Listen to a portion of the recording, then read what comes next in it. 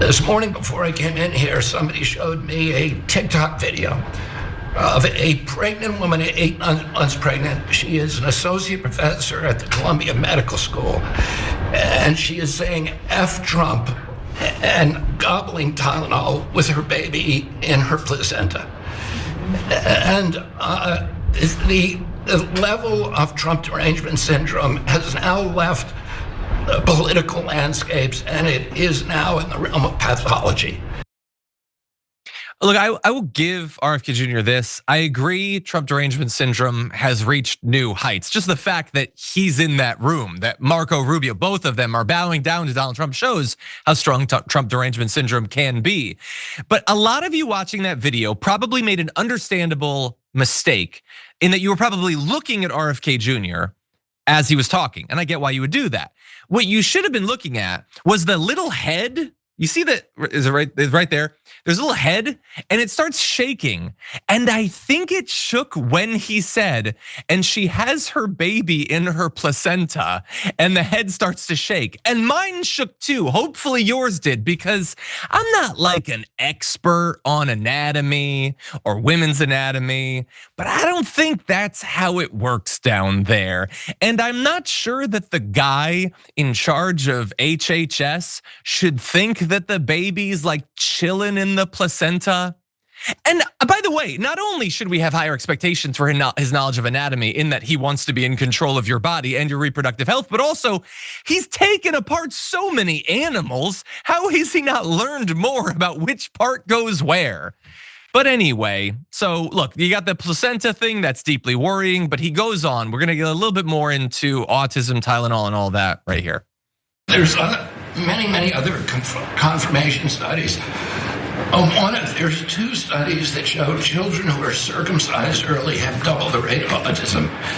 And it's highly likely because they're given Tylenol. So, none of this is just positive, but all of it is stuff that we should be paying attention to.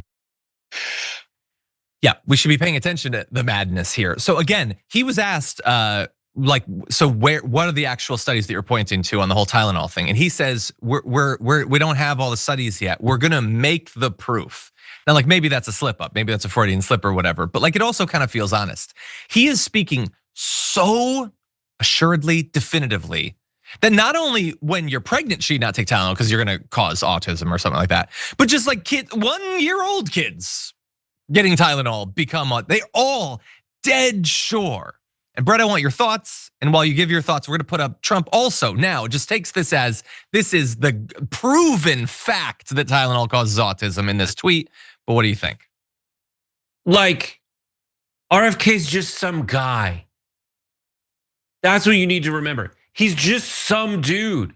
He's not a scientist. He's just some Kennedy who got mad at his family and is taking it out on us as people. He's like he's not citing any actual studies that give proof. He just admitted that. And what does he cite? A TikTok video. I understand that the TikTok videos indicate public sentiment to a certain extent, but that should not translate directly into your policy.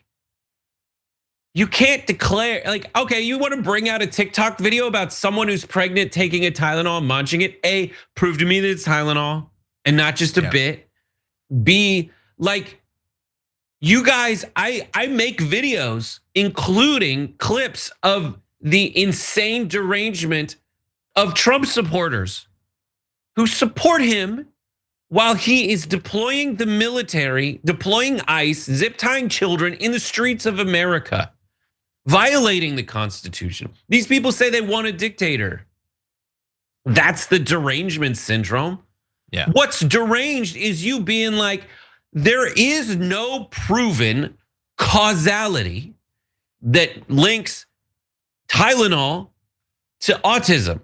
There's an association, there's a correlation, but there is we have to remind people, correlation is not causality. In science, you want causality.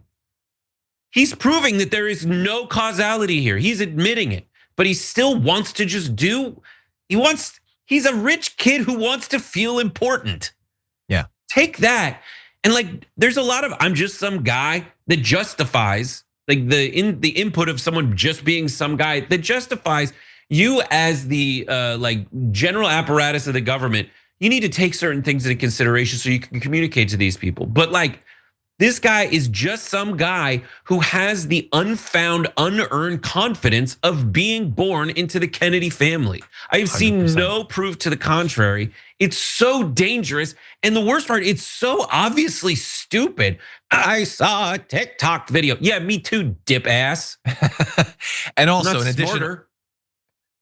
undoubtedly, not born into as great of a family. Your family seems great, but they're not Kennedys. So I'm gonna go with the Kennedy guy, the whale and bear eater. But anyway, yeah, no, all your points about the TikTok videos, all true. Also, like, do not, please stop just citing vertical video especially now that anybody can make anything. How do you know that was even a real video? You don't think you can make a video of somebody? I saw a video of Kennedy swimming in a toxic river. And that one is real. Anyway, we're gonna end. Okay, good news, bad news to end. Then we're gonna move on to one more topic. One, most of the public disapproves of RFK Jr.'s job performance and his handling of vaccine policy, including 4 in 10 who strongly disapprove. That is good news. That yes, he is normalizing, especially for MAGA, a lot of anti-scientific nonsense. So that is the good news. The bad news is many are uncertain if taking Tylenol during pregnancy increases the risk of children developing autism, which they should be because it hasn't been established. But most Republicans say it is probably or definitely true. 50% of Republicans say it's probably true at this point. 7% say it's definitely true. There has been no evidence presented, certainly to these people. And yet they now say, yep, nope. Taking that to the bank. These people are so easy to manipulate, but thankfully it's just them. It's not most people. There's your good news.